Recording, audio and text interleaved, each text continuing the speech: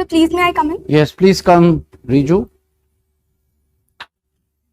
Good afternoon, sir. Good afternoon. So, Riju, tell us about yourself briefly, your academic qualifications, your work experience, and your main hobbies.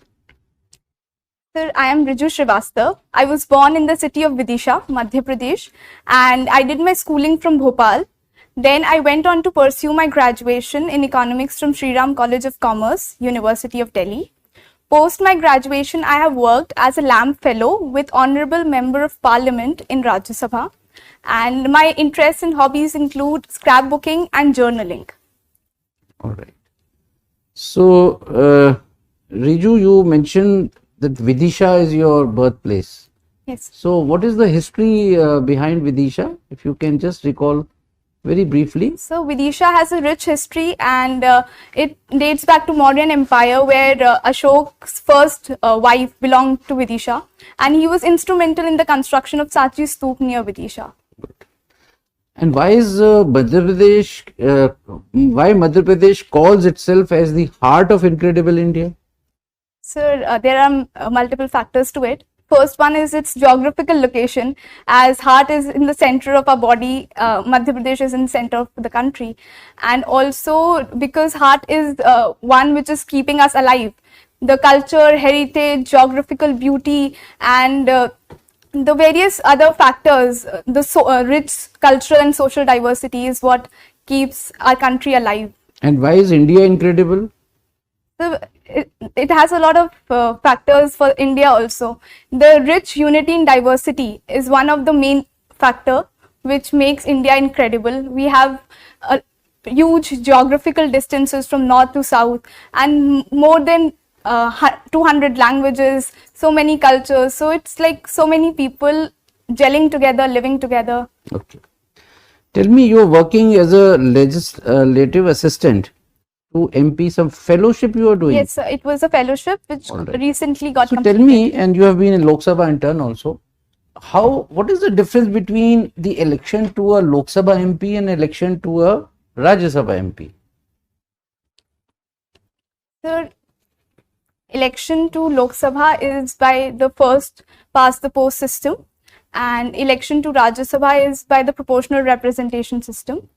And for election to Lok Sabha, the country is divided into various constituencies, and all the people directly vote. Whereas for the Rajya Sabha, the pattern is different. It is the MLAs and the MPs vote for the members of Rajya Sabha. Is the electronic voting machine used for Rajya Sabha MP elections? Rajya Sabha MP elections, yeah. Sir, I am not sure about. You're not sure, but you said proportional representation. So how is it? How is the process different? Sir, for the Rajya Sabha, it's in the proportion of the votes that the party gets. Whereas for first past the post system, if you are getting more than all other candidates, you are elected. Mm-hmm. You are an economics graduate from SRCC, correct? Yes. Now, Prime Minister has recently told that if WTO allows, India can feed the world. Now, what message the Prime Minister is giving to the world? So the message of Atmanirbharta is one thing, that not only we can feed ourselves but the entire world, and India is the leading producer in the agricultural sector. So this was with respect to wheat, that we can now we are ready enough to export wheat and the quality wheat. Is it, you think that it is a kind of diplomacy, food grain diplomacy? Yes, sir. India is presenting itself as the leader, not only in the southern bloc, but for the entire world. Riju, we are concentrating a lot on South China Sea, right? Now, according to you, in terms of our relations, which country in the South China Sea area are our foes and which are the friends? So the world is in a geopolitical flux. So there are no permanent foes or permanent friends. But in the current scenario, we can see that maybe Japan, Australia, and the ASEAN countries can be our friends, and China may be a competitor. So you would not be able to know what relation we have with the countries in the South China Sea area, particularly. So can you ASEAN is a very big association, all the 10 countries in ASEAN. But South China Sea is, has got just a handful of nations. Yes. So Australia comes more in the Indo-Pacific area. Yes. South Korea. South Korea, we have good relations. Okay. Thank you. Thank you, sir. Riju, I'm very fascinated by your DAF, and I find that you have participated in NSS. Yes. What were the activities that you were involved in? Sir, I was involved in Project Sanskar that tutors kids who are underprivileged economically. And what was the areas of the tutorials? So the basic algebra and English letters, English language. Okay, the general age of the students you were mentoring was around maybe 10 and 11. Yes, sir, it ranged from 7 to 11. Do you teach algebra students who are at the age of 10 also now? Sir, basic mathematics. And Okay, basic mathematics. Never mind. Perfectly all right. There's a talk they said that military training should be made compulsory in India. NSS could be an option that if you're not, but one of the three, NCC, NSS, and military training should be made compulsory. What is your take on that? Sir, I believe that these three areas, one should be willing and be proficient in for a good life. But I think it should be as per the candidate, or it should be optional. And if they feel that working in NSS or NCC will imbibe those values, then they should come forward voluntarily, and it should not be mandatory. Good. Now I'd like to say that you are also have been a part of the empowerment project. What empowerment aspects did you address? Were you part of the empowerment team, or you were imparting the training for empowerment, and to whom? Sir, it was an Indo-UK exchange program, and it was an incoming program. So students from the University of UK came to India, and in that we had a 3-day program in which we dealt with how education is instrumental in overall empowerment of the person. So I was not in a way training individuals. It was a cultural exchange program in which we just had discussions and debates. Sir. Primarily, Riju, we come to a larger question: empowerment of women in India. We talk of so much empowerment. After the unfortunate Nirbhaya case, there came the 13th Criminal Law Amendment Act. Have you heard of the 13th Criminal Law Amendment Act? Sir, I've heard of it. Would you be able to shed some light on that, or we should go to another topic? Sir, I'll be not able to recall the provisions right now of the act. But Don't worry. We'll go. It's not possible to recall everything by memory. But as a lady, as an enlightened citizen of the country, do you think after the 13th Criminal Law Amendment Act, so much of legislation and so much of proactive action, affirmative action, are women more safe than they were in 2010? Or they are less safe? Or status quo, no change? Sir, I believe that there has been increase in the safety of women, and women are more safe than they were in 2010. And there have been steps both by the government and even society. The perception of the society has also seen an improvement. So there's a German philosopher who said about India, lofty ideals, lowly conduct. When it comes to treatment of women, lofty ideals, lowly conduct. Whether you agree with this or you disagree with this, and your reasons.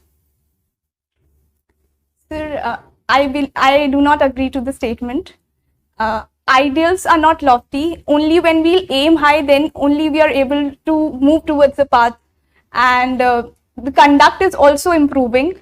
There is a long way to go, but still we cannot say that it's lowly conduct. We are striving. Okay, now we shift gears and come to Naxalism, left-wing extremism.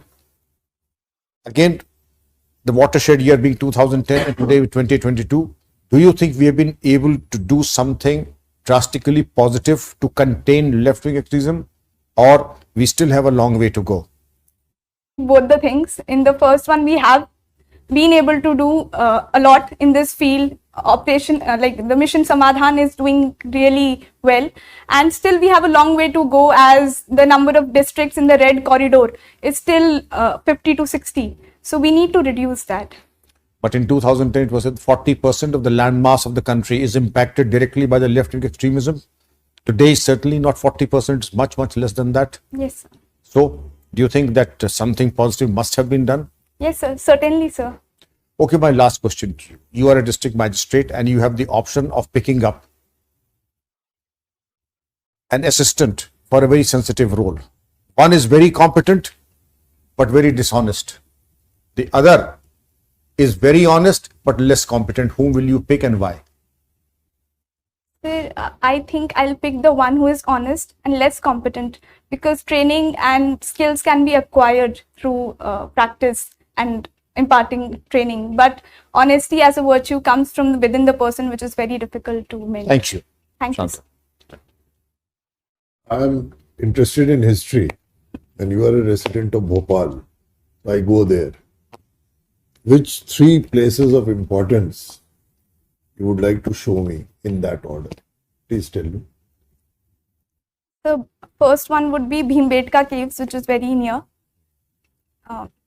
Second one would be Tajul Masajid, which is one of the biggest mosques of Asia.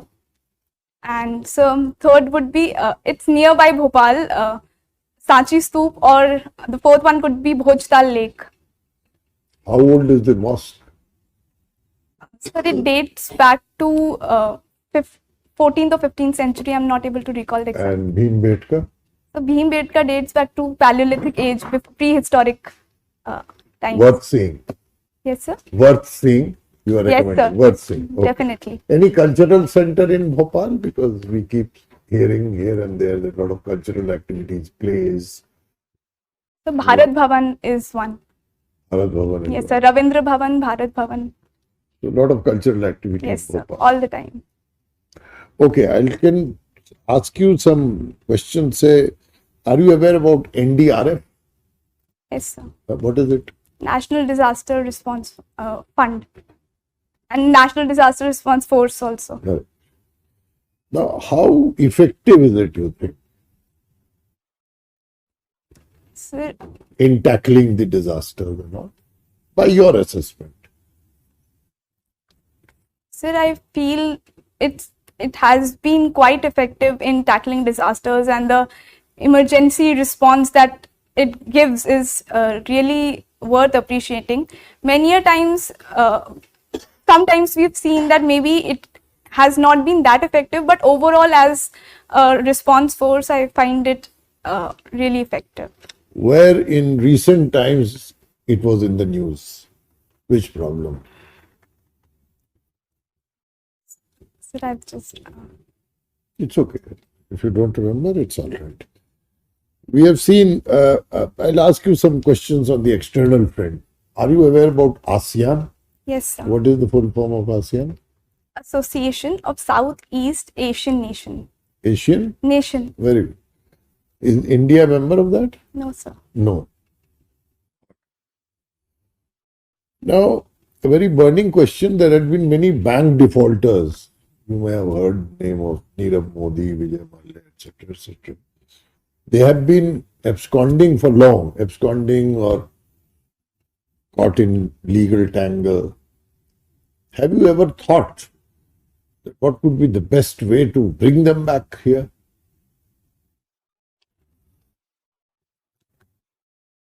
Sir, two things come to my mind Yes. regarding this. First, that the prudential norms and when the loans are given, so the prudential norms and regulatory forbearance should be there, and there should be active monitoring of the loans so that they don't. No. What I am saying is, RIJU they are already absconding abroad. What can we do to bring them back? What additional step? So there should be common international laws regarding such defaults. If a person is absconding. So those laws should be implemented, and India has not signed the I'm not sure about the treaty, but India is not signed the treaty which. All. Thank you. Yes. Thank you. You are from Madhya Pradesh. And Madhya Pradesh has got the largest number of tribal population in the country. How do you see their socio-economic condition vis-a-vis general population? Sir, Madhya Pradesh has diversity in tribes. There are Bhils, Gonds, Saharias, Vegas. So each tribe has its different characteristics and different development parameters where they stand. So some tribes have been able to merge with the mainstream society, and their parameters like sex ratio, etc., are quite good. They are like Gonds and Bhils. However, Vegas and Saharias, they are still lagging behind and are PVTGs. So, Okay. So what mechanism do Government of India have in terms of financing their developmental, their developmental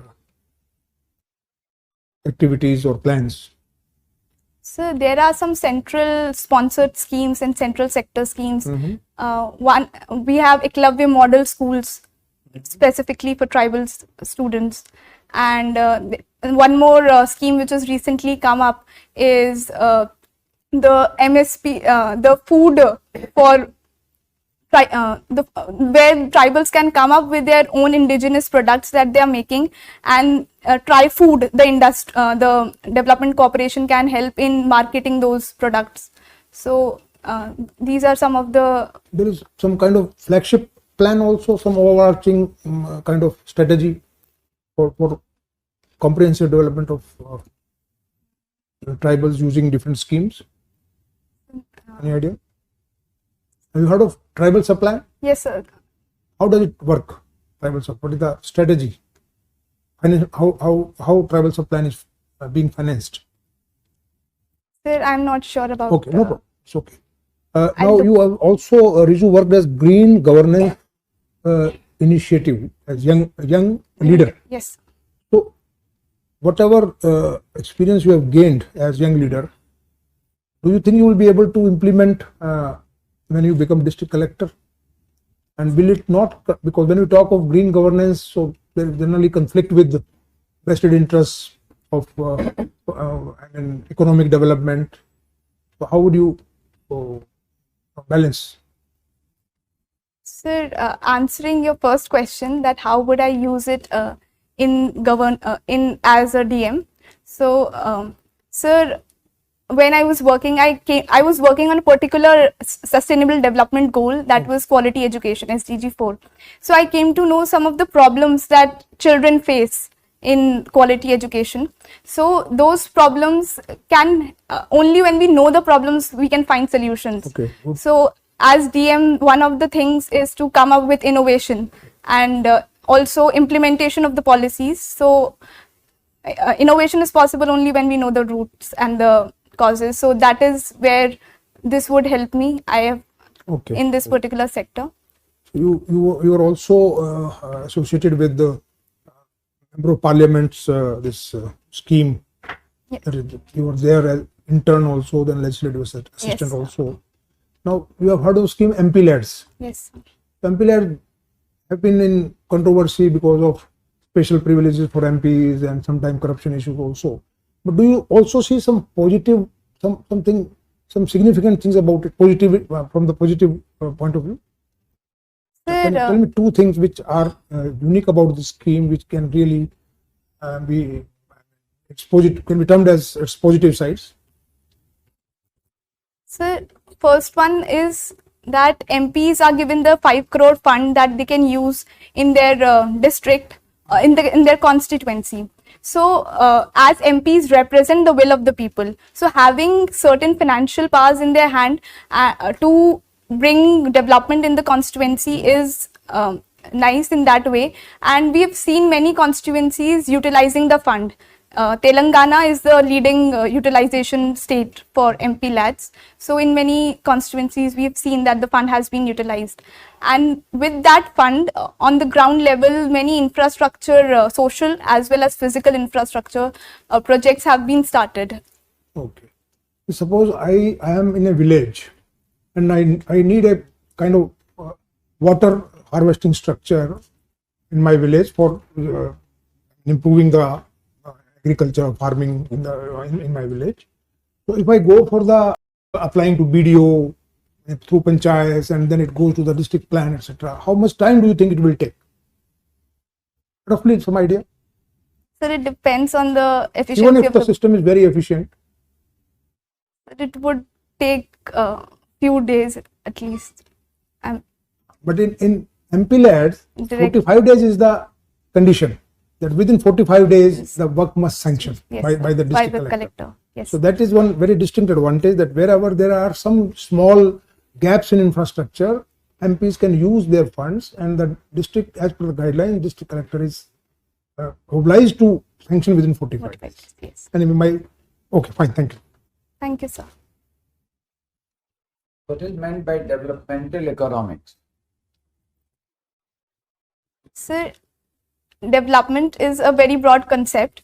So economics, that is using the scarce resources to the optimum utilization for not only growth but also development in social, physical, human resource sectors.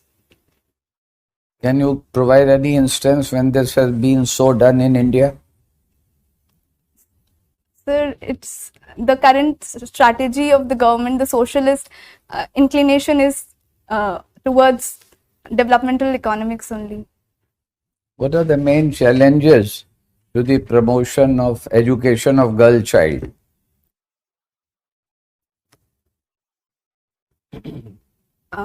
So the first one, I think, is the societal attitude as well as personal attitude towards the girl child.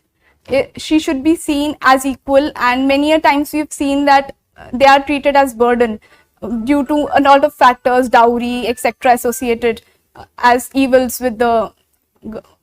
And the second one is the social and the physical infrastructure, which is not present at all the places. For example, there are not public toilets along with the school for girls. So maybe that is the reason they have to drop out at a lot of places.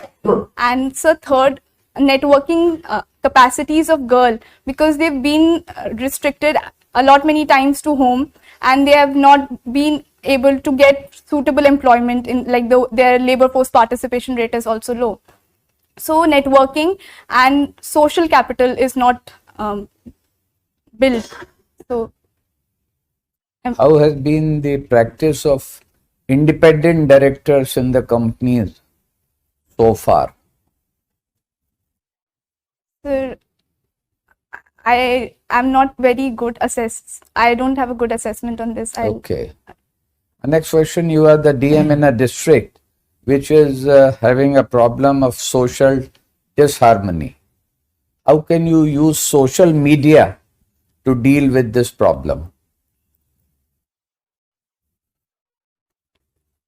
Sir, it could be done at 3 steps. First, it could be done at the preventive step, so that proactive approach is taken, and regular meetings with the media persons could be done, so that they share the positive news and do not instill any fake news or any news which could cause public disharmony. Second would be at my individual level. I would use my social media accounts to the best of my abilities, in the sense that awareness can be created towards problems, towards certain schemes. Second, to tell that this is the correct news and not fake news. So through my personal social media platform also we can share this. So this is what comes to my mind. Okay. Thank you. That will do. Thanks. So, RIJU, we have come to the last question, and that would be from a topic or subject which we would like you to choose. So it could be related to social issue of women empowerment. Women empowerment, all right. So tell me, how technology has helped the women in their work space and for their security and safety. Sir, we've seen with the coming of technology like the CCTV cameras and the surveillance, so it is ensuring women to be out even at nights and late night and can equally work as men in the late night shifts. So that is first factor. So second, I think through technology, women are getting more opportunities to explore their interest and come out. For example, social media or YouTube has also helped in online education. So that is another thing. We can have more options to explore and not just be restricted to the four walls of the house. And third, it is also helped like the recently remotely working has helped women to have a better work-life balance, which unfortunately women has a greater share or burden of the household chores. So that has been balanced, and men are also equally, the society is coming forward to empower. You did not cover security safety aspect. Sir, You mentioned CCTV, that was for security. Okay. so All right. Anything else? Any other point? no, so it was great.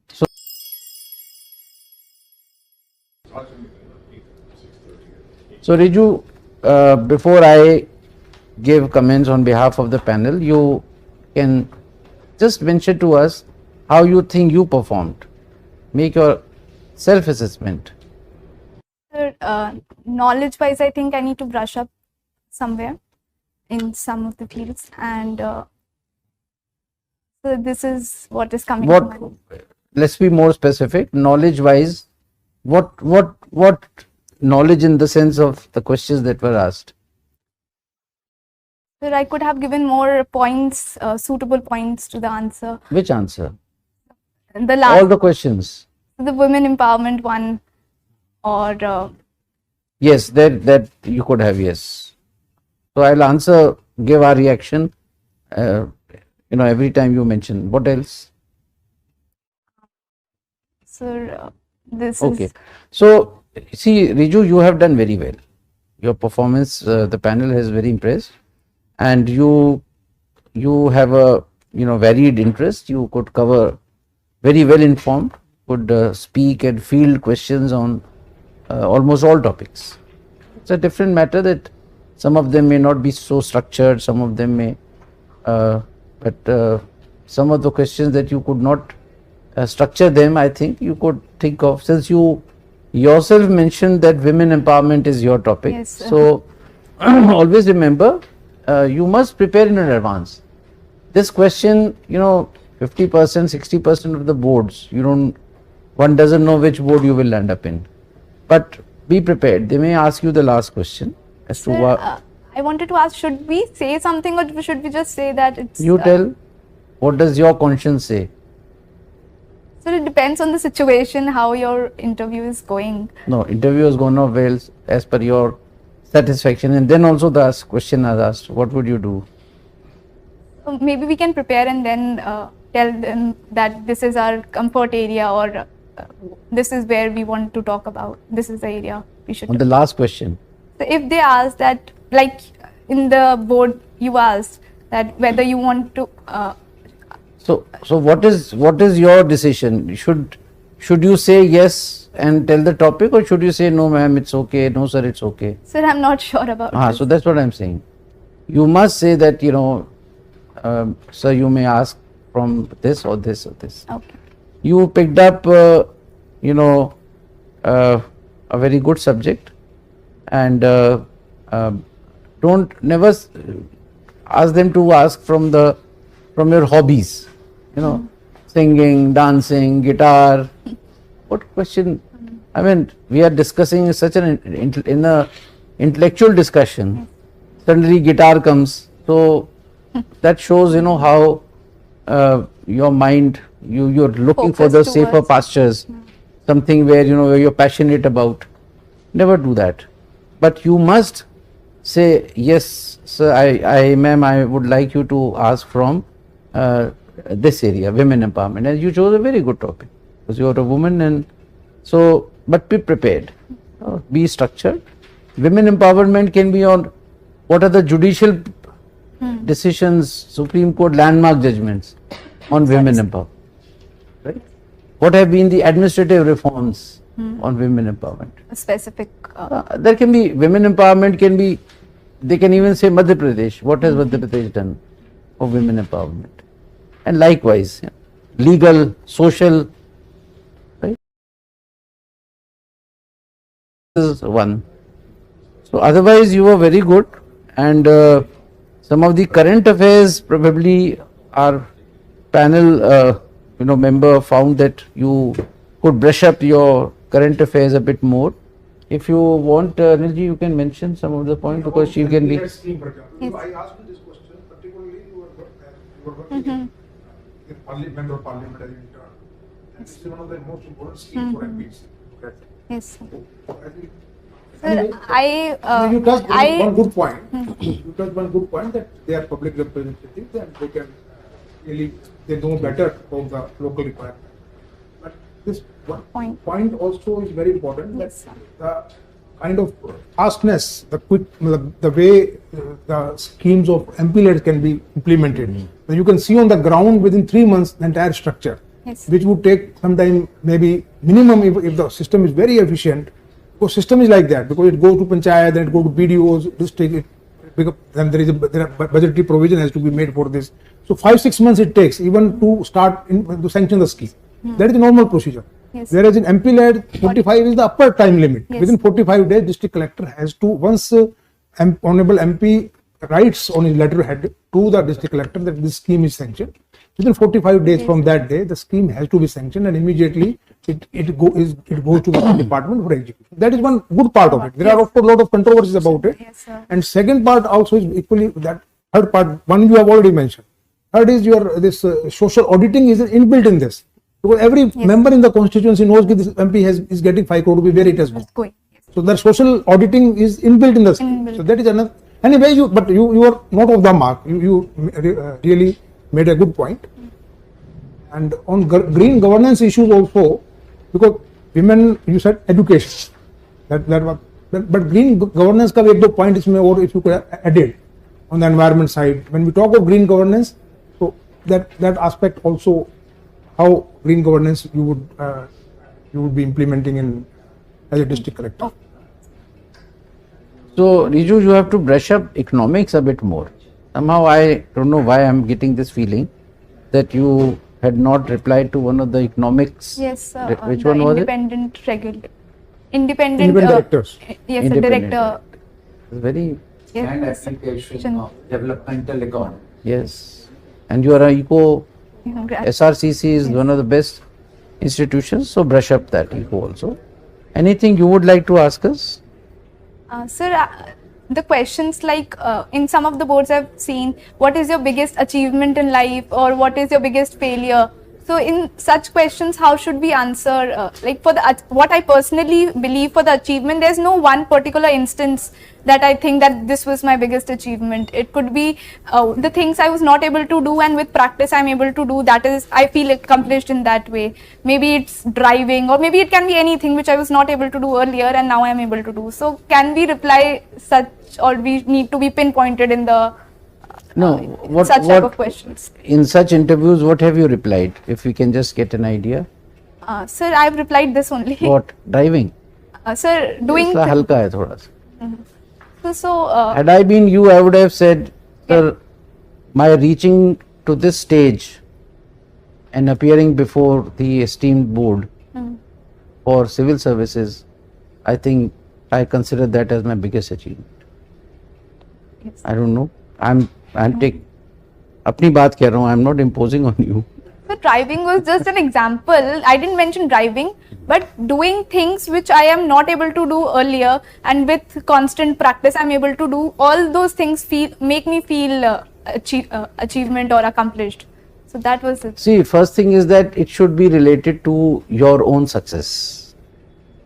And number two, it should not be something when my father became, the chief secretary, that was, I think, was the biggest achievement of our That is family. not our achievement. Correct, your achievement. So make it to yourself. And number two, your achievement should reflect inherently that you have made effort for that. It has not just come, sir, I got a lottery. So what is are you getting my point? Yeah. Search something, in your life and something which may have happened also. So could it be academic achievement then, getting into... If you are a gold medalist, sir, I always dreamt of topping the university. I had put all, and that was my biggest achievement. I got the appreciation from all over, and at that stage, this gave a big boost to my this thing, and it was like I catapulted, to a bigger orbit and of confidence, and that is why I've come to this stage. Maybe something like that.